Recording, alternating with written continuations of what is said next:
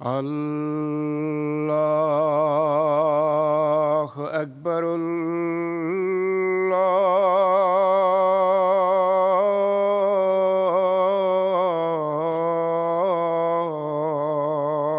اکبر اللہ اکبر اللہ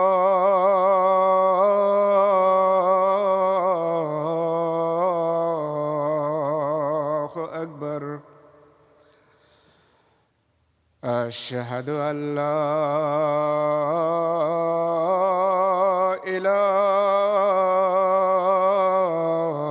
إله إلا الله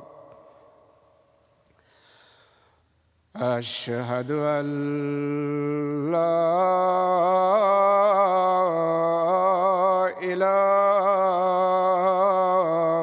إله إلا الله أشهد أن محمدًا رسول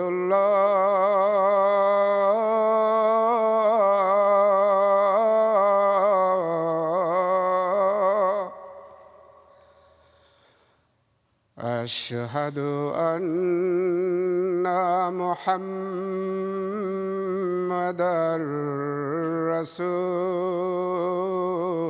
رسول الله حي على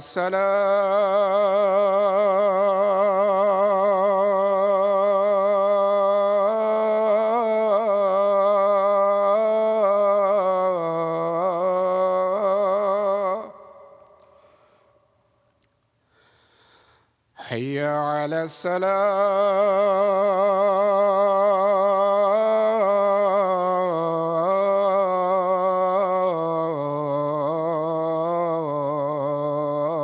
الصلاة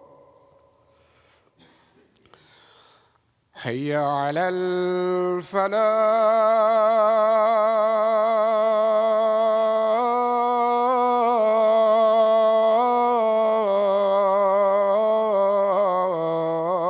الفلاح حي على الفلاح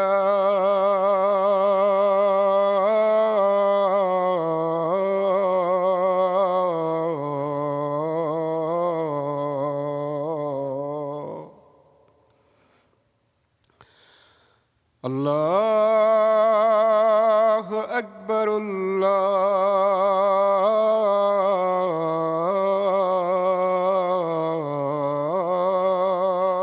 الله أكبر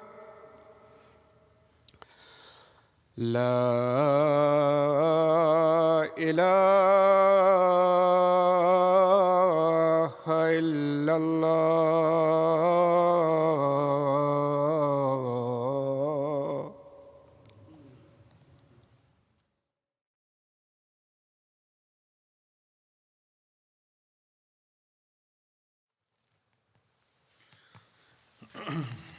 السلام علیکم ورحمۃ اللہ.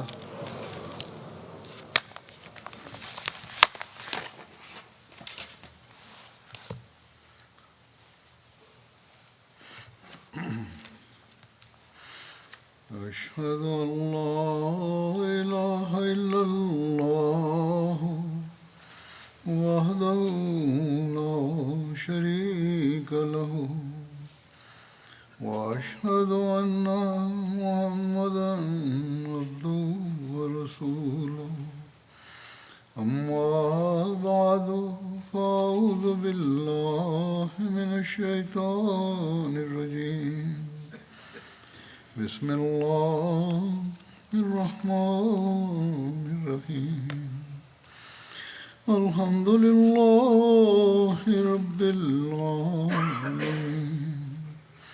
الرحمن الرحيم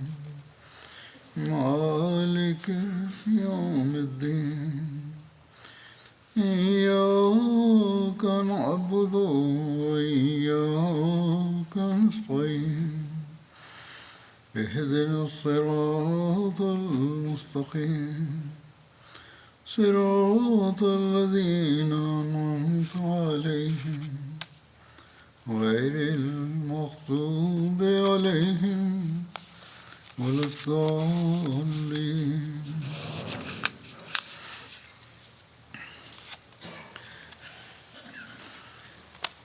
آج بھی بدر کے فوری بعد ہونے والے بعض واقعات کا ذکر حضرت صلی اللہ علیہ وسلم کی سیرت کے حوالے سے کروں گا. تاریخ میں حضرت صلی اللہ علیہ وسلم کے داماد ابو العاص کے قبول اسلام کا واقعہ یوں درج ہے کہ حضرت صلی اللہ علیہ وسلم نے جمادی اولا 6 ہجری میں زید بن حارثہ کی کمان میں ایک سریہ ایس مقام کی جانب روانہ کی فرمایا. ایس مدینہ سے 4 دنوں کی مسافت پر ہے. یہ دنوں کی مسافت کا جو ذکر ہوتا ہے تو تاریخ دان یہ کہتے ہیں 1 دن کی مسافت 12 میل ہوتی ہے. اس طرح یہ مقام 48 میل کے فاصلے پر واقع تھا. اس سریے کی کچھ تفصیل یہ ہے کہ حضرت صلی اللہ علیہ وسلم نے جمادی الاولیٰ 6 ہجری میں زید بن حارثہ کو 70 صحابہ کی کمان میں مدینہ سے روانہ فرمایا.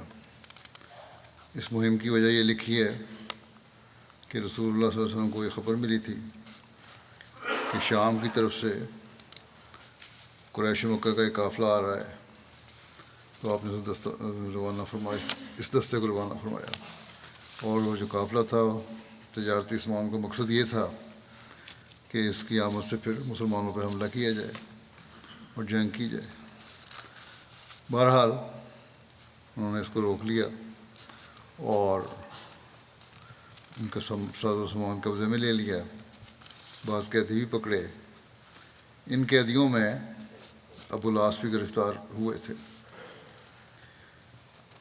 سید خاتم النبیین میں حضرت مشیر احمد صاحب نے اس کو یوں لکھا ہے کہ ان قیدیوں میں جو سریہ بطرف ایس میں پکڑے گئے ابو العاص بن ربیع بھی تھے جو حضرت صلی اللہ علیہ وسلم کے داماد تھے اور حضرت ختیجہ مرحومہ کے قریبی رشتہ داروں میں سے تھے. اس سے قبل وہ جنگ بدر میں بھی قید ہو کر آئے تھے، مگر اس وقت حضرت صلی اللہ علیہ وسلم نے انہیں اس شرط پر چھوڑ دیا تھا کہ وہ مکے پہنچ کر آپ کی صاحبزادی حضرت زینب کو مدینہ بھجوا دیں. ابو العاص نے اس وعدے کو تو پورا کر دیا تھا، مگر وہ خود ابھی تک شرک پر قائم تھے. جب زید بن حارثہ انہیں قید کر کے مدینہ میں لائے تو رات کا وقت تھا، مگر کسی طرح ابو العاص نے حضرت زینب رضی اللہ عنہا کو اطلاع بھجوا دی کہ میں اس طرح قید ہو کر یہاں پہنچ گیا ہوں، تم اگر میرے لیے کچھ کر سکتی ہو تو کرو. چونچہ عین اس وقت کہ حضرت صلی اللہ علیہ وسلم اور آپ کے صحابہ صبح کی نماز میں مصروف تھے، حضرت زینب نے گھر کے اندر سے بلند آواز سے پکار کر کہا کہ اے مسلمانوں، میں نے ابو العاص کو پناہ دی ہے. حضرت صلی اللہ علیہ وسلم نماز سے فارغ ہوئے تو صحابہ کی طرف متوجہ ہو کر فرمایا کہ جو کچھ زینب نے کہا ہے وہ آپ لوگوں نے سن لیا؟ واللہ مجھے اس کا علم نہیں تھا، میرے میں نہیں تھا یہ بات، مگر مومنوں کی جماعت ایک حکم رکھتی ہے، اگر ان میں سے کوئی کسی کافر کو پناہ دے تو اس کا احترام لازم ہے. پھر آپ صلی اللہ علیہ وسلم نے حضرت زینب کی طرف متوجہ ہو کر فرمایا جسے تم نے پناہ دی ہے اسے ہم بھی پناہ دیتے ہیں، اور جو مال اس مہم میں ابو العاص سے حاصل ہوا تھا وہ اسے لوٹا دیا. پھر آپ گھر میں تشریف لائے اور اپنی صاحبزادی زینب سے فرمایا ابو العاص کی اچھی طرح خاطر تواضع کرو، مگر اس کے ساتھ خلوت میں مت ملو، کیونکہ موجودہ حالات میں تمہارا اس کے ساتھ ملنا جائز نہیں ہے. چند روز مدینہ میں قیام کر کے ابو العاص مکے کی طرف واپس چلے گئے، مگر اب ان کا مکے میں جانا وہاں ٹھہرنے کی غرض سے نہیں تھا، کیونکہ انہوں نے بہت جلد اپنے لین دین سے فراغت حاصل کی اور کلمہ شہادت پڑھتے ہوئے مدینہ کی طرف روانہ ہو گئے، اور حضرت صلی اللہ علیہ وسلم کی خدمت میں پہنچ کر مسلمان ہو گئے، جس پر آپ نے حضرت زینب کو ان کی طرف بغیر کسی جدید نکاح کے لوٹا دیا۔ بعض روایات میں یہ بھی آتا ہے کہ اس وقت حضرت زینب اور ابو العاص کا دوبارہ نکاح پڑھا گیا تھا، مگر پہلی روایت زیادہ مضبوط اور صحیح ہے کہ ضرورت نہیں تھی نکاح کی۔ اس سے یہ فتویٰ بھی مل گیا کہ اگر کوئی عورت اپنے خاوند کے کفر کی وجہ سے علیحدہ ہوتی ہے تو پھر خاوند کے ایمان لانے پر دوبارہ نکاح کی ضرورت نہیں ہوتی۔ حضرت زینب اپنے خاوند کے اسلام قبول کرنے کے بعد زیادہ دیر تک زندہ نہ رہیں، 8 ہجری میں ان کا انتقال ہو گیا۔ حضرت ام ایمن، حضرت سودا، حضرت ام سلمہ اور حضرت ام عطیہ نے انہیں حضرت صلی اللہ علیہ وسلم کی ہدایات کے مطابق غسل دیا۔ حضرت ام عطیہ سے روایت ہے کہ رسول اللہ صلی اللہ علیہ وسلم نے جب انہیں حکم دیا کہ وہ آپ کی بیٹی کو غسل دیں تو آپ نے فرمایا تھا اس کے دانے پہلوؤں سے اور وضو کے اعضاء سے شروع کرنا۔ ایک دوسری روایت میں اس کی تفصیل یوں ملتی ہے کہ حضرت ام عطیہ بیان کرتی ہیں کہ جب رسول اللہ صلی اللہ علیہ وسلم کی بیٹی زینب فوت ہوئیں تو رسول اللہ صلی اللہ علیہ وسلم نے ہمیں فرمایا اس کو طاق یعنی 3 یا 5 دفعہ غسل دینا، اور 5ویں دفعہ کافور ڈالنا، یا فرمایا کچھ کافور ڈالنا۔ جب تم ان کو غسل دے چکو تو مجھے اطلاع کرنا۔ وہ کہتے ہیں کہ ہم نے آپ کو اطلاع دی، آپ نے ہمیں اپنا آزار عطا فرمایا اور فرمایا اسے اس کا شعار بنا دینا۔ کپڑا یہاں کمر پہ باندھتے ہیں وہ دیا۔ شعار وہ کپڑا ہے جو بدن کے ساتھ لگا ہوا ہو۔ اس کے بعد حضرت صلی اللہ علیہ وسلم نے نماز جنازہ پڑھائی، خود قبر میں اترے اور اپنی صاحبزادی کو سپرد خاک کیا۔ حضرت زینب نے اولاد میں 2 بچے چھوڑے، علی اور امامہ۔ ایک روایت کے مطابق علی نے بچپن میں ہی وفات پائی، جبکہ دوسری روایت کے مطابق سن رشد کو پہنچے۔ ابن عساکر نے لکھا ہے کہ یرموک کے معرکے میں انہوں نے شہادت پائی۔ فتح مکہ میں یہ حضرت صلی اللہ علیہ وسلم کے پیچھے سوار تھے۔ حضرت امامہ کے بارے میں آتا ہے کہ حضرت فاطمہ کی وفات کے بعد حضرت علی نے ان کے ساتھ نکاح کر لیا تھا۔ حضرت ابو العاص کا تجارتی کاروبار مکے میں تھا، اس لیے وہ مدینہ میں قیام نہ کر سکتے تھے۔ چنانچہ قبول اسلام کے بعد وہ حضرت صلی اللہ علیہ وسلم سے اجازت لے کر پھر مکے لوٹ آئے۔ مکے کے قیام کی وجہ سے انہیں غزوات میں شرکت کا موقع نہ مل سکا۔ صرف ایک سریے میں جو 10 ہجری میں حضرت علی کی سرکردگی میں بھیجا گیا تھا، اس میں شریک ہوئے۔ حضرت علی نے یمن سے واپسی میں انہیں یمن کا عامل بنایا تھا۔ حضرت زینب کے انتقال کے بعد ابو العاص بھی زیادہ عرصہ زندہ نہ رہے اور 12 ہجری میں انہوں نے وفات پائی۔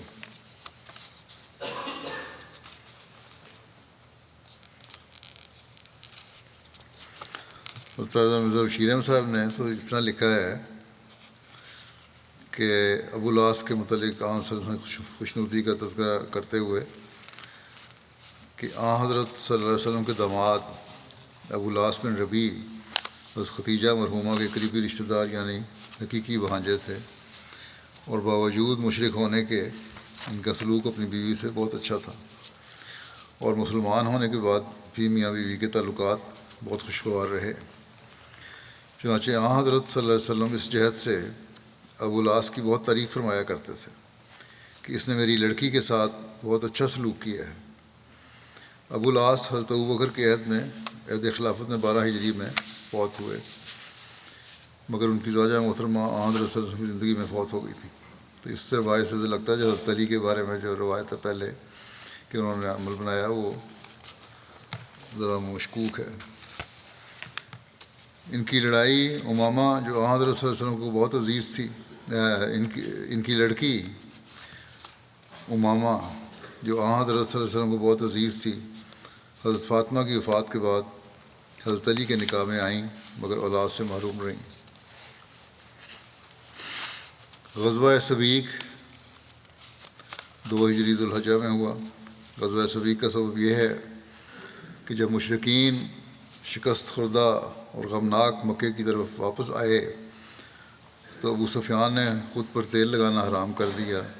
اس نے نظر مانی کہ وہ غسل نہیں کرے گا یہاں تک کہ رسول اللہ صلی اللہ علیہ وسلم اور آپ کے صحابہ سے بدر کا انتقام لے لے۔ ایک روایت کے مطابق ابو سفیان 200 سواروں کے ساتھ، جبکہ دوسری روایت کے مطابق 40 سواروں کو لے کر اپنی قسم کو پورا کرنے کے لیے نکلا، اور مدینہ کی طرف جانے والے عام اور معمول کا راستہ ترک کرتے ہوئے نجد کے راستے روانہ ہوا۔ جب وہ وادی کنات کے سرے پر پہنچا تو اس نے یتیب نامی پہاڑ کے قریب پڑاؤ ڈالا جو مدینہ سے تقریباً 12 میل کے فاصلے پر واقع تھا۔ کنات بھی مدینہ اور احد کے درمیان مدینہ کی 3 مشہور وادیوں میں سے ایک وادی ہے۔ وہ رات کے وقت نکلا اور رات کی تاریکی میں ہی قبیلہ بنو نذیر کی طرف گیا اور ہوئی بن اخطب کے پاس پہنچ کر اس کا دروازہ کھٹکھٹایا۔ اس نے دروازہ کھولنے سے انکار کر دیا۔ پھر ابو سفیان وہاں سے سلام بن مشکم کے پاس گیا جو اس وقت بنو نذیر کا سردار اور ان کا خزانچی تھا۔ ابو سفیان نے اسے اجازت مانگی، اس نے اجازت دے دی اور اس کی خاطر تواضع کی، کھلایا پلایا اور لوگوں کی راز کی باتیں بتائیں اور رسول اللہ صلی اللہ علیہ وسلم کے راز بتائے، یعنی کہ آپ کا جو بھی روزانہ کا معمول تھا اس کے بارے میں بتایا کہ کیا کرتے ہیں، کس وقت کہاں ہوتے ہیں۔ پھر ابو سفیان رات کے آخری حصے میں وہاں سے روانہ ہوا اور اپنے ساتھیوں سے جا ملا۔ پھر اس نے قریش کے چند لوگوں کو مدینہ کے نواب میں اوریز نامی جگہ کی طرف بھیجا۔ اوریز بھی مدینہ سے 3 میل کے فاصلے پر ایک نخلستان ہے۔ انہوں نے وہاں کھجوروں کے درختوں کے کئی جھنڈ جلا دیے اور ایک انصاری شخص اور اس کے حلیف کو قتل کر دیا۔ ایک روایت میں اس انصاری کا نام حضرت معبد بن عمر بیان ہوا ہے۔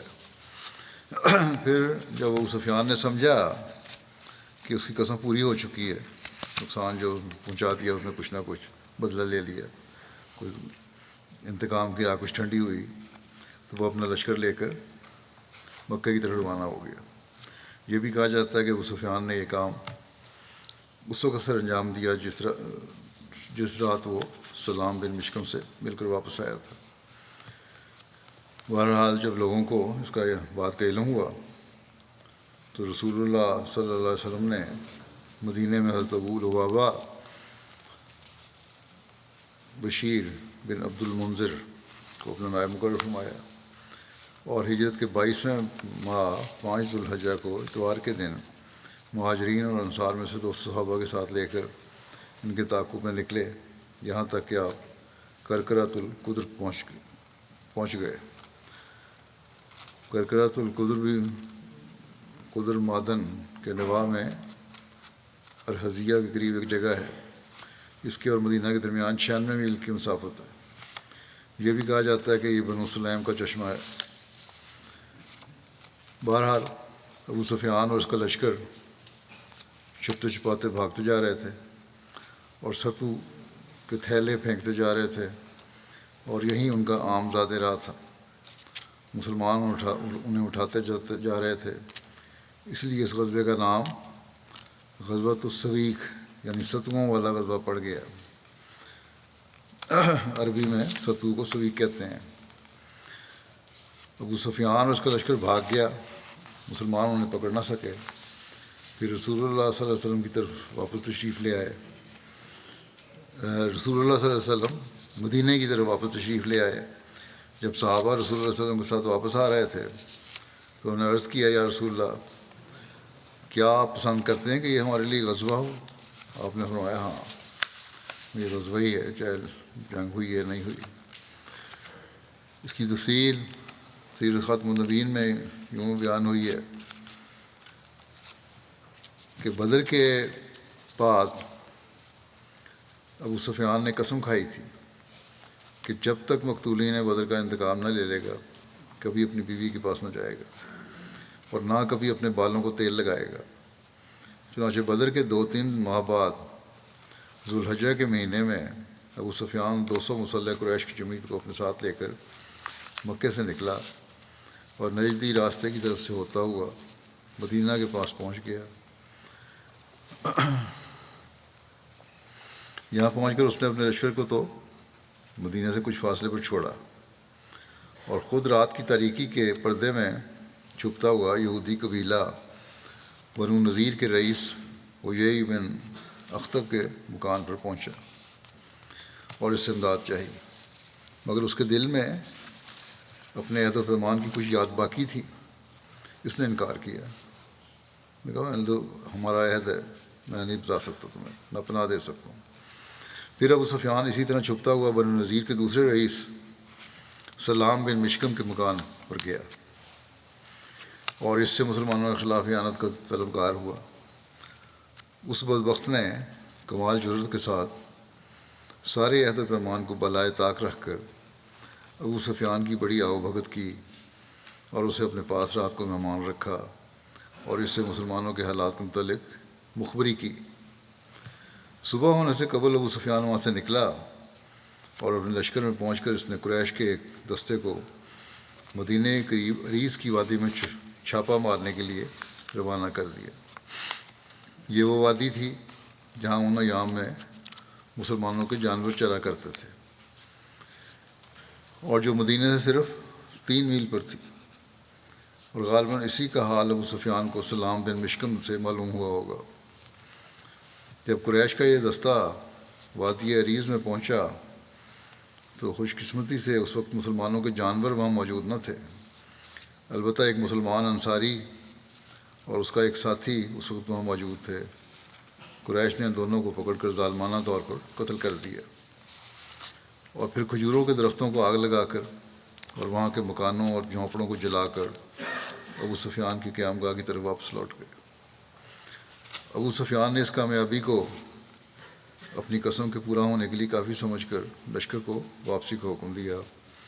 دوسری طرف حضرت صلی اللہ علیہ وسلم کو ابو سفیان کے حملے کی اطلاع ہوئی تو آپ صلی اللہ علیہ وسلم نے صحابہ کی ایک جماعت ساتھ لے کر اس کے تعاقب میں نکلے، مگر چونکہ ابو سفیان اپنی قسم کے ایفا کو مشکوک نہیں کرنا چاہتا تھا، وہ ایسی سراسیمگی کے ساتھ بھاگا کہ مسلمان اس کے لشکر کو پہنچ نہیں سکے، اور بالآخر چند دن کی غیر حاضری کے بعد حضرت صلی اللہ علیہ وسلم مدینہ واپس لوٹ آئے۔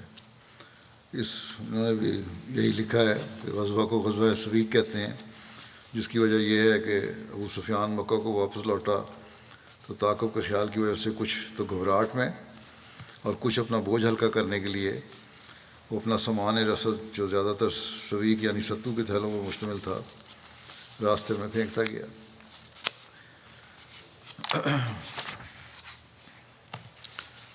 غزوہ سویق کے متعلق آتا ہے کہ اس غزوے کا اس نام کا غزوہ 4 ہجری میں غزوہ احد کے بعد بھی ہوا تھا۔ چنانچہ طبری نے 2 سویق نامی غزوات کا ذکر کیا ہے، ایک غزوہ بدر سے پہلے جس کی تفصیلات ابھی بیان ہوئی ہیں،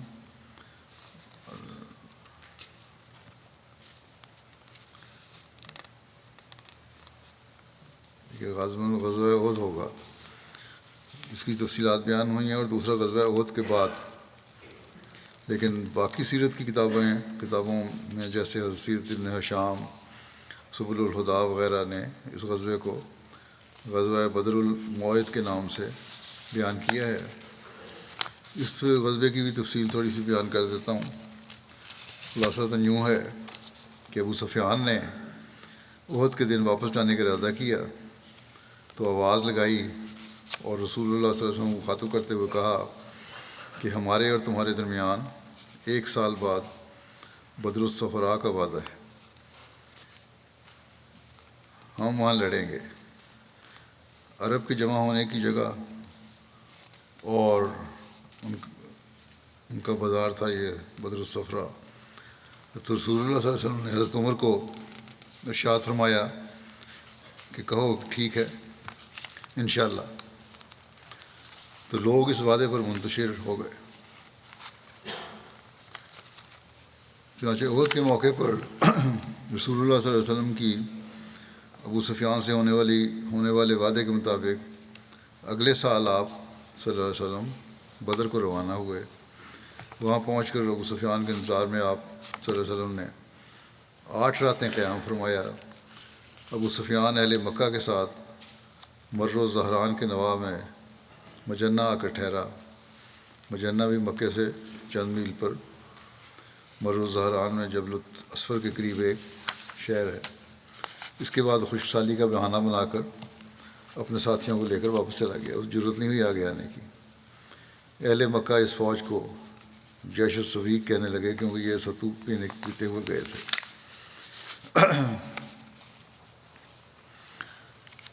پہلی عید الاضحیٰ کے بارے میں لکھا ہے کہ 2 ہجری میں غزوہ سویق سے واپسی کے بعد حضرت صلی اللہ علیہ وسلم نے عید الاضحیٰ ادا فرمائی۔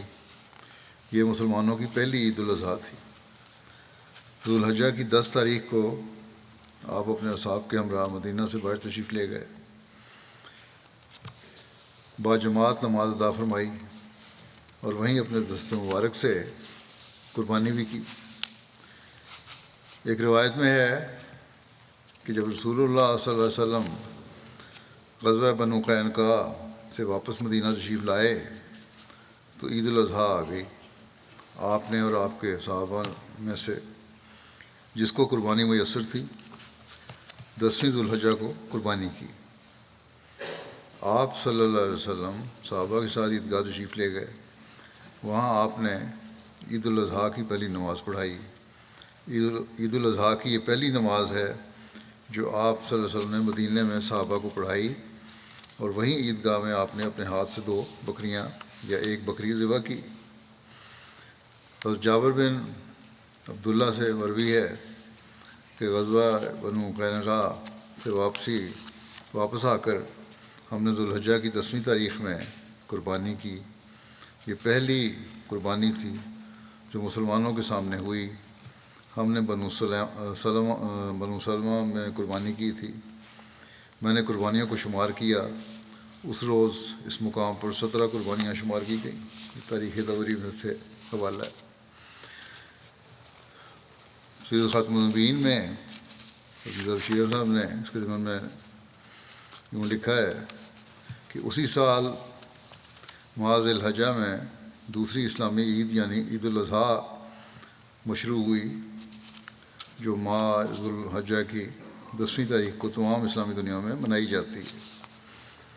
اس عید میں علاوہ نماز کے جو ہر سچے مسلمان کی حقیقی عید ہے، ہر ذی استطاعت مسلمان کے لیے واجب ہوتا ہے کہ اپنی طرف سے کوئی چھپایا جانور قربان کر کے اس کا گوشت اپنے عزیز و اقارب اور دوستوں اور ہمسایوں اور دوسرے لوگوں میں تقسیم کرے اور خود بھی کھائے۔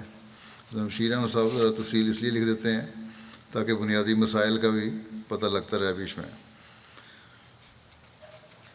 تو یہ ہے اس گوشت کی تقسیم جو قربانی کا ہے۔ چنانچہ عید الاضحیٰ کے دن اور اس کے بعد 2 دن تک تمام اسلامی دنیا میں لاکھوں کروڑوں جانور فی سبیل اللہ قربان کیے جاتے ہیں، اور اس طرح مسلمانوں کے اندر عملی طور پر اس عظیم الشان قربانی کی یاد زندہ رکھی جاتی جو حضرت ابراہیم اور حضرت اسماعیل اور حضرت ہاجرہ نے پیش کی، اور جس کی بہترین مثال حضرت صلی اللہ علیہ وسلم کی زندگی تھی۔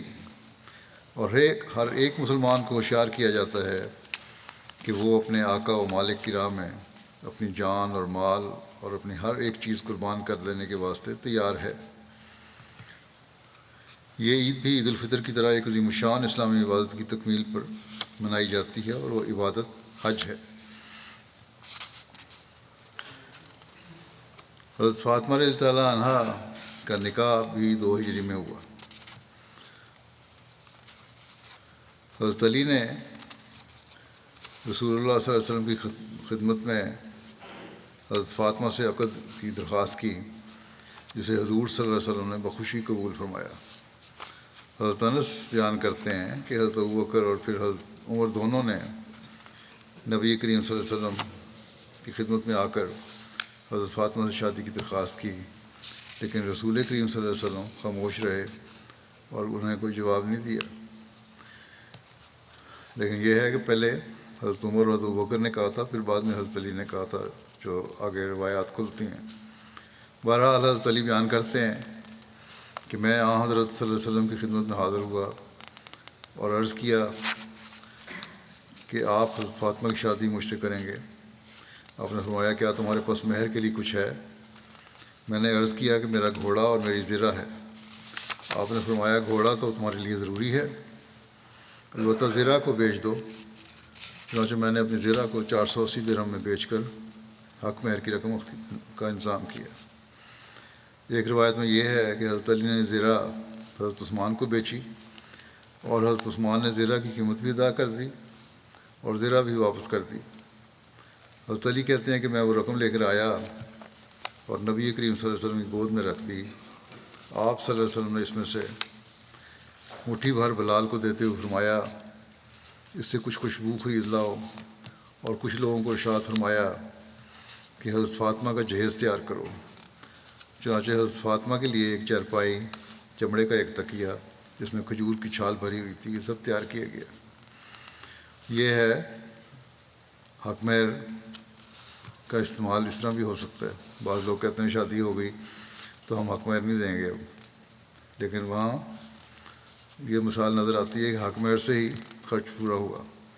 ایک روایت میں ہے کہ حضرت علی سے یہ رشتہ کرتے ہوئے آپ نے فرمایا میرے رب نے مجھے ایسا کرنے کا حکم فرمایا ہے۔ رخصتی کے بعد حضرت صلی اللہ علیہ وسلم نے حضرت علی سے فرمایا جب فاطمہ تمہارے پاس آئے تو جب تک میں نہ آؤں کوئی بات نہ کرنا۔ چنانچہ حضرت فاطمہ حضرت ایمن کے ساتھ آئیں اور گھر کے ایک حصے میں بیٹھ گئیں، میں بھی ایک طرف بیٹھ گیا۔ حضرت علی کہتے ہیں پھر رسول اللہ صلی اللہ علیہ وسلم تشریف لائے اور فرمایا کیا میرا بھائی یہاں ہے؟ ایمن نے کہا کہ آپ کا بھائی، اور آپ نے اپنی بیٹی کی شادی اس سے کی ہے؟ آپ نے فرمایا ہاں، کیونکہ ایسے رشتے میں شادی ہو سکتی ہے جو اس طرح کزن کے ساتھ ہو سکتی ہے۔ بہرحال وہ سگا بھائی نہیں ہے۔ آپ اندر تشریف لائے اور حضرت فاطمہ سے کہا میرے پاس پانی لاؤ۔ وہ اٹھیں اور گھر میں رکھے ہوئے ایک پیالے میں پانی لائیں۔ آپ نے اسے لیا اور پھر منہ میں کچھ دیر رکھ کر دوبارہ پیالے میں ڈال دیا۔ پھر حضرت فاطمہ سے فرمایا کہ آگے بڑھو۔ وہ آگے ہوئیں۔ آپ نے ان پر اور ان کے سر پر کچھ پانی چھڑکا اور دعا دیتے ہوئے کہا اللہم انی اعوذہ بک وذریتہا من الشیطان الرجیم، اے اللہ اس کو اور اس کی اولاد کو شیطان مردود سے تیری پناہ میں دیتا ہوں۔ پھر آپ صلی اللہ علیہ وسلم نے فرمایا دوسری طرف رخ کرو۔ جب انہوں نے دوسری طرف رخ کیا تو آپ نے ان کے کندھوں کے درمیان پانی چھڑکا۔ پھر ایسا ہی حضرت علی کے ساتھ کیا۔ حضرت علی سے فرمایا اپنے اہل کے پاس جاؤ اور اللہ کا نام اور برکت کے ساتھ۔ اسی طرح حضرت علی سے ایک روایت مروی ہے کہ نبی کریم صلی اللہ علیہ وسلم نے ایک برتن میں وضو کیا، پھر اس پانی کو حضرت علی اور حضرت فاطمہ پر چھڑکا اور فرمایا اللہم بارک فیہما وبارک لہما فی شملہما، اے اللہ ان دونوں میں برکت رکھ اور ان دونوں کے جمع ہونے میں برکت رکھ دے۔ حضرت عائشہ اور حضرت سلمہ نے بیان فرمایا کہ رسول اللہ صلی اللہ علیہ وسلم نے ہمیں ارشاد فرمایا کہ ہم فاطمہ کو تیار کریں یہاں تک کہ ہم اس کو حضرت علی کے پاس لے جائیں۔ چنانچہ ہم گھر کی طرف متوجہ ہوئے۔ ہم نے اس کو بتھا کے نوا کی نرم مٹی سے لیپا، پہلے گھر ٹھیک کیا، پھر کھجور کے ریشوں سے 2 تکیے بھرے۔ ہم نے اس کو اپنے ہاتھوں سے دھونا، پھر ہم نے کھجور اور منقع کھانے کے لیے اور میٹھا پانی پینے کے لیے رکھا اور ایک لکڑی لی اور اس کو کمرے میں ایک طرف لگا دیا تاکہ اس پر کپڑے وغیرہ لٹکائے جا سکیں اور اس پر مشکیزہ لٹکایا جائے۔ ہم نے حضرت فاطمہ کی شادی سے اچھی کوئی شادی نہیں دیکھی۔ دعوت ولیمہ کھجور، جو، پنیر اور حیض پر مشتمل تھا۔ حیض اس کھانے کو کہتے ہیں جو کھجور اور گھی اور پنیر وغیرہ سے ملا کر بنایا جاتا ہے۔ حضرت اسماء بنت امیس بیان کرتی ہیں کہ اس زمانے میں اس دعوت ولیمہ سے بہتر کوئی ولیمہ نہیں ہوا۔ یہ وہ شادی اور دعوتی ولیمہ ہے جو سادگی کی مثال ہے۔ حضرت فاطمہ اور حضرت علی کی شادی کا تفصیلی تذکرہ کرتے ہوئے سیرت خاتم النبیین میں لکھا ہے، یہ بھی بیان کر دیتا ہوں، بعض باتیں زائد بھی ہیں اس میں، اس لیے بیان ضروری ہے۔ لکھا ہے کہ حضرت فاطمہ حضرت صلی اللہ علیہ وسلم کی اس اولاد میں سب سے چھوٹی تھیں جو حضرت ختیجہ کے بطن سے پیدا ہوئی، اور آپ صلی اللہ علیہ وسلم اپنی اولاد میں سب سے زیادہ حضرت فاطمہ کو عزیز رکھتے تھے، اور اپنی ذاتی خوبیوں کی وجہ سے وہی اس امتیازی محبت کی سب سے زیادہ اہل تھیں۔ خوبیاں بھی بہت تھیں ان میں۔ اب ان کی عمر کم و بیش 15 سال کی تھی اور شادی کے پیغامات آنے شروع ہو گئے تھے۔ سب سے پہلے حضرت فاطمہ کے لیے حضرت ابوبکر رضی اللہ عنہ نے درخواست کی، مگر حضرت صلی اللہ علیہ وسلم نے عذر کر دیا۔ پھر حضرت عمر نے عرض کیا، اگر ان کی درخواست بھی منظور نہ ہوئی۔ اس کے بعد ان دونوں بزرگوں نے یہ سمجھ کر کہ حضرت صلی اللہ علیہ وسلم کا ارادہ حضرت علی کے متعلق معلوم ہوتا ہے، حضرت علی سے تحریک کی کہ تم فاطمہ کے متعلق درخواست کر دو۔ تو حضرت علی جو غالباً پہلے سے خواہش مند تھے مگر بوجہ حیا خاموش تھے، فوراً حضرت صلی اللہ علیہ وسلم کی خدمت میں حاضر ہو کر درخواست پیش کر دی۔ دوسری طرف حضرت صلی اللہ علیہ وسلم کو خدائی وحی کے ذریعے یہ اشارہ ہو چکا تھا کہ حضرت فاطمہ کی شادی حضرت علی سے ہونی چاہیے۔ چنانچہ حضرت علی نے درخواست پیش کی تو آپ صلی اللہ علیہ وسلم نے فرمایا، مجھے تو اس کے متعلق پہلے سے خدائی اشارہ ہو چکا ہے۔ پھر آپ نے حضرت فاطمہ سے پوچھا تو وہ بوجہ حیا کے خاموش رہیں، بولی نہیں، لیکن شرمائی۔ تو لکھتے ہیں کہ یہ بھی ایک طرح کا اظہار رضا تھا۔ چنانچہ حضرت صلی اللہ علیہ وسلم نے مہاجرین اور انصار کی ایک جماعت کو جمع کر کے حضرت علی اور فاطمہ کا نکاح پڑھ دیا۔ یہ 2 ہجری کی ابتدا یا وسط کا واقعہ ہے۔ اس کے بعد جب جنگ بدر ہو چکی تو غالباً ماہ ذوالحجہ 2 ہجری میں رخصتانہ کی تجویز ہوئی، اور حضرت صلی اللہ علیہ وسلم نے حضرت علی کو بلا کر دریافت فرمایا کہ تمہارے پاس مہر کی ادائیگی کے لیے کچھ ہے یا نہیں۔ حضرت علی نے عرض کیا، یا رسول اللہ، میرے پاس تو کچھ نہیں ہے۔ آپ نے فرمایا، وہ زرہ کیا ہوئی جو میں نے اس دن یعنی بدر کے موانے میں سے تمہیں دی تھی، جو غنیمت کا مال ملا تھا، اس میں زرہ میں نے تمہیں دی تھی، وہ کہاں گئی؟ حضرت علی نے عرض کیا، وہ تو ہے۔ تو آپ نے فرمایا، بس وہی لے آؤ۔ چنانچہ یہ زرہ 480 درہم میں فروخت کر دی گئی، اور حضرت صلی اللہ علیہ وسلم نے اسی رقم میں سے شادی کے اخراجات مہیا کیے۔ جو جہیز حضرت صلی اللہ علیہ وسلم نے حضرت فاطمہ کو دیا وہ ایک بیلدار چادر، ایک چمڑے کا گدیلا جس کے اندر کھجور کے خشک پتے بھرے ہوئے تھے، اور ایک مشکیزہ تھا۔ اور ایک روایت میں ہے کہ آپ صلی اللہ علیہ وسلم نے حضرت فاطمہ کے جہیز میں ایک چکی بھی دی تھی۔ جب یہ سامان ہو چکا تو مکان کی فکر ہوئی۔ حضرت علی اب تک غالباً حضرت صلی اللہ علیہ وسلم کے ساتھ مسجد کے کسی حجرے وغیرہ میں رہتے تھے، مگر شادی کے بعد یہ ضروری تھا کہ کوئی الگ مکان ہو جس میں خاوند بیوی رہ سکیں۔ چنانچہ حضرت صلی اللہ علیہ وسلم نے حضرت علی سے ارشاد فرمایا کہ اب تم کوئی مکان تلاش کرو جس میں تم دونوں رہ سکو۔ حضرت علی نے عارضی طور پر ایک مکان کا انتظام کیا اور اس میں حضرت فاطمہ کا رخصتانہ ہو گیا۔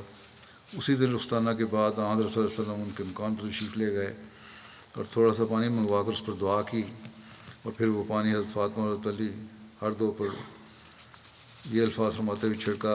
پہلے بھی میں دعا کر بتا چکا ہوں کہ اللہ مبارک فیہما وبارک علیہما وبارک لہما نسلہما۔ یہ دعا ہے جو شادی کرنے والے جوڑوں کے لیے ان کے ماں باپ کو بھی کرنی چاہیے۔ آج کل کے جو شادی کے بعد لڑکا لڑکی میں مسائل پیدا ہو جاتے ہیں، ان میں اضافہ بھی ہو رہا ہے. اس کی وجہ سے دنیا کی ہوا و بس ہے وہ زیادہ ہو گئی، اور دین اور خدا تعالیٰ کے احکامات پر توجہ کم ہے. اگر دین کو مقدم رکھا جائے اور اس طرح دعا کی جائے اور والدین بھی اپنا کردار اس طرح ادا کریں تو رشتے قائم رہ سکتے ہیں. بہرحال اس دعا کا مطلب یہ ہے کہ یعنی اے میرے اللہ، تو ان دونوں کے باہمی تعلقات میں برکت دے اور ان تعلقات میں برکت دے جو دوسرے لوگوں کے ساتھ قائم ہوں، اور ان کی نسل میں برکت دے. اور آپ صلی اللہ علیہ وسلم نے اس نئے جوڑے کو اکیلا چھوڑ کر اور پھر آپ اس نئے جوڑے کو اکیلا چھوڑ کر واپس تشریف لے آئے. اس کے بعد جو ایک دن حضرت صلی اللہ علیہ وسلم حضرت فاطمہ کے گھر تشریف لے گئے تو حضرت فاطمہ نے حضرت صلی اللہ علیہ وسلم سے عرض کیا کہ حارثہ بن نعمان انصاری کے پاس چند ایک مکانات ہیں، آپ ان سے فرمائیں کہ وہ اپنا کوئی مکان خالی کر دیں ہمارے لیے، ہم وہاں چلے جائیں، قریب آ جائیں آپ کے. آپ صلی اللہ علیہ وسلم نے فرمایا وہ ہماری خاطر اتنے مکانات پہلے ہی خالی کر چکے ہیں کہ اب مجھے تو انہیں کہتے ہوئے شرم آتی ہے. حارثہ کو کسی طرح اس کا علم ہو گیا، وہ بھاگے ہوئے آئے اور حضرت صلی اللہ علیہ وسلم سے عرض کیا کہ یا رسول اللہ، میرا جو کچھ ہے وہ حضور کا ہے، اور واللہ جو چیز آپ مجھ سے قبول فرما لیتے ہیں وہ مجھے زیادہ خوشی پہنچاتی ہے بنسبت اس چیز کے جو میرے پاس رہتی ہے.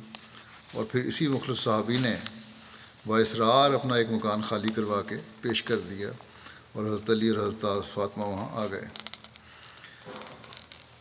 حضرت علی اور حضرت فاطمہ اپنی تنگ دستی اور غربت کے باوجود زہد و قناعت کا نمونہ دکھایا کرتے تھے. چنانچہ حدیث میں ذکر ہے کہ حضرت علی نے بیان فرمایا کہ حضرت فاطمہ نے چکی چلانے سے اپنے ہاتھ میں تکلیف کی شکایت کی، اور نبی صلی اللہ علیہ وسلم کے پاس کچھ قیدی آئے تو وہ حضور صلی اللہ علیہ وسلم کی طرف گئیں اور آپ کو نہ پایا. آپ صلی اللہ علیہ وسلم حضرت عائشہ سے ملیں اور ان کو بتایا کہ کس طرح میں آئی تھی. جب نبی صلی اللہ علیہ وسلم تشریف لائے تو حضرت عائشہ نے حضرت فاطمہ کے اپنے ہاں آنے کا بتایا. نبی کریم صلی اللہ علیہ وسلم نے ہمارے پاس تشریف لائے. حضرت عائشہ حضرت فاطمہ کہتی ہیں وسلم پھر ہمارے گھر تشریف لے آئے، جبکہ ہم اپنے بستروں پر لیٹ چکے تھے. ہم کھڑے ہونے لگے تو آپ صلی اللہ علیہ وسلم نے فرمایا کہ اپنی جگہوں پر ٹھہرے رہو. پھر آپ صلی اللہ علیہ وسلم ہمارے درمیان بیٹھ گئے، یہاں تک کہ میں نے آپ کے قدموں کی ٹھنڈک اپنے سینے پر محسوس کی. آپ نے فرمایا کیا میں تم دونوں کو اس سے بہتر بات نہ بتاؤں جو تم نے مانگا ہے؟ وہ یہ ہے کہ جب تم دونوں اپنے بستروں پر لیٹو تو 34 مرتبہ اللہ اکبر کہو، 33 دفعہ سبحان اللہ کہو، اور 33 دفعہ الحمدللہ کہو. یہ تم دونوں کے لیے خادم سے زیادہ بہتر ہے. حضرت ابو ہریرہ سے روایت ہے کہ حضرت فاطمہ نبی کریم صلی اللہ علیہ وسلم کی خدمت میں آپ سے خادم مانگنے کے لیے حاضر ہوئیں اور کام کی شکایت کی تو آپ نے فرمایا تم اس خادم کو ہمارے پاس نہیں پاؤ گی. آپ صلی اللہ علیہ وسلم نے فرمایا کیا میں تجھے ایسی بات نہ بتاؤں جو تیرے لیے خادم سے بہتر ہے؟ تم اپنے بستر پر جاتے ہوئے 33 دفعہ سبحان اللہ کہو، 33 دفعہ مرتبہ الحمدللہ کہو، اور 34 دفعہ اللہ اکبر کہو. یہ مسلم کی روایت ہے. حضرت مسلم موعود رضی اللہ عنہ حضرت صلی اللہ علیہ وسلم کی سیرت بیان کرتے ہوئے فرماتے ہیں کہ اس واقعے کو بخاری کے حوالے سے آپ نے بیان فرمایا ہے. فرمایا کہ حضرت فاطمہ رضی اللہ تعالیٰ عنہ نے شکایت کی کہ چکی پیسنے سے انہیں تکلیف ہوتی ہے. اسی عرصے میں حضرت صلی اللہ علیہ وسلم کے پاس کچھ غلام آئے، بس آپ حضرت صلی اللہ علیہ وسلم کے پاس تشریف لے گئیں، لیکن آپ کو گھر پر نہ پایا. اس لیے حضرت عائشہ رضی اللہ عنہ کو اپنی آمد کی وجہ سے اطلاع دے کر گھر لوٹ آئیں. جب حضرت صلی اللہ علیہ وسلم گھر تشریف لائے تو حضرت عائشہ نے جناب صلی اللہ علیہ وسلم کو حضرت فاطمہ کی آمد کی اطلاع دی، جس پر آپ صلی اللہ علیہ وسلم ہمارے پاس تشریف لائے اور ہم اپنے بستروں پر لیٹ چکے تھے. میں نے آپ کو آتے دیکھ کر چاہا کہ اٹھوں، مگر حضرت صلی اللہ علیہ وسلم نے فرمایا کہ اپنی جگہ پر لیٹے رہو. پھر ہم دونوں کے درمیان آ کر بیٹھ گئے، یہاں تک کہ آپ کے قدموں کی خنکی میرے سینے پر محسوس ہونے لگی. جب آپ بیٹھ گئے تو آپ نے فرمایا کہ میں تمہیں کوئی ایسی بات نہ بتاؤں جو اس چیز سے جس کا تم نے سوال کیا ہے بہتر ہے.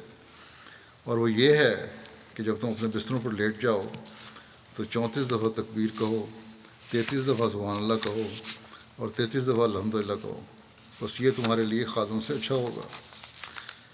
مسلم موعود فرماتے ہیں کہ اس واقعے سے معلوم ہوتا ہے کہ حضرت صلی اللہ علیہ وسلم اموال کی تقسیم میں ایسے محتاط تھے کہ باوجود اس کے کہ حضرت فاطمہ کو ایک خادم کی ضرورت تھی اور چکی پیسنے سے آپ کے ہاتھوں کو تکلیف ہوتی تھی، مگر پھر بھی آپ نے ان کو خادم نہ دیا بلکہ دعا کی تحریک کی اور اللہ تعالیٰ کی طرف متوجہ کیا۔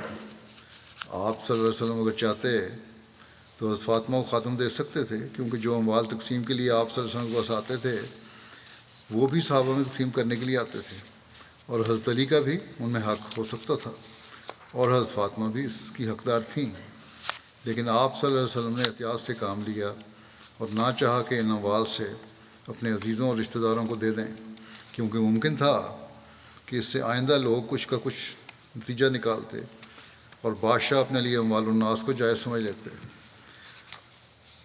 لیکن بدقسمتی سے آج کل کے بادشاہ تو پھر بھی مسلمان بادشاہ جائز ہی سمجھتے ہیں۔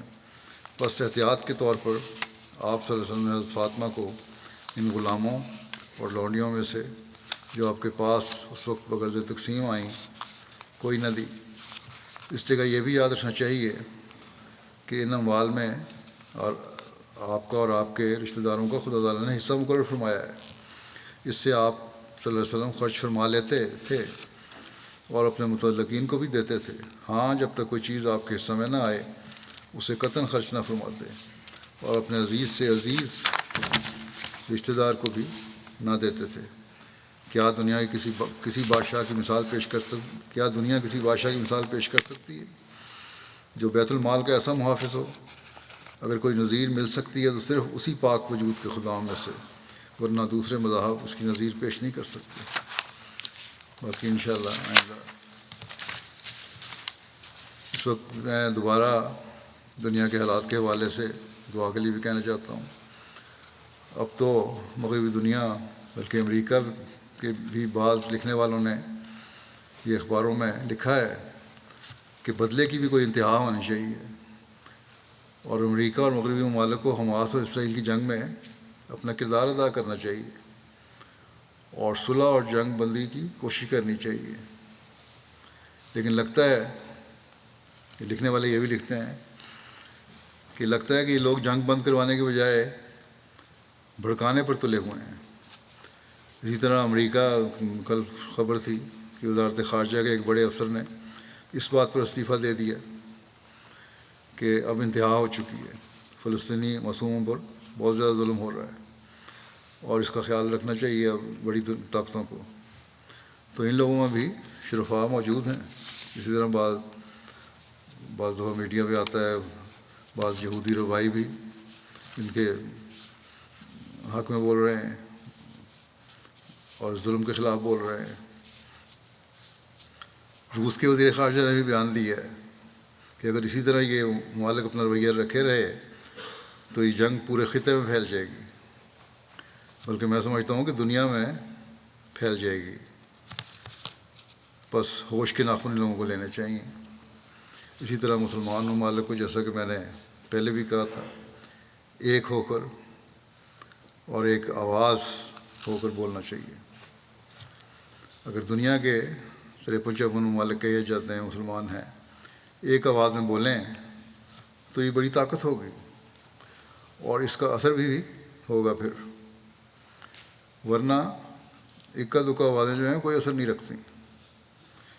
اور یہی ایک طریقہ ہے دنیا میں امن قائم کرنے کا اور اس جنگ کے خاتمے کا۔ بس مسلمان ممالک کو دنیا کو تباہی سے بچانے کے لیے اپنا کردار ادا کرنے کی بھرپور کوشش کرنی چاہیے۔ اللہ تعالیٰ ان کو توفیق بھی دے اس کی۔ لیکن بہرحال ہمیں دعاؤں پر زور دینا چاہیے۔ اللہ تعالیٰ اس جنگ کا بھی خاتمہ کرے اور معصوم مظلوم فلسطینیوں کی حفاظت فرمائے، مزید ان پر ظلم نہ ہوں اور ظلم کو دنیا سے ختم کرے جہاں بھی ہیں ظلم۔ اللہ تعالیٰ ہمیں دعاؤں کی بھی توفیق دے۔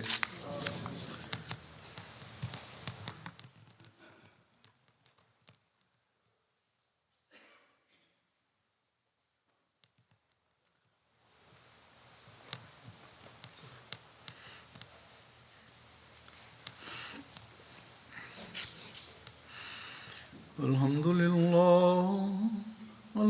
لله نحمده ونستعينه ونستغفره ونؤمن به ونتوكل عليه ونعوذ بالله من شرور أنفسنا ومن سيئات أعمالنا من يهده الله فلا مضل له ومن يضلل فلا هادي له ونشهد أن لا إله إلا الله ونشهد أن محمدا عبده ورسوله عباد الله رحمكم الله إن الله يأمر بالعدل والإحسان وإيتاء ذي القربى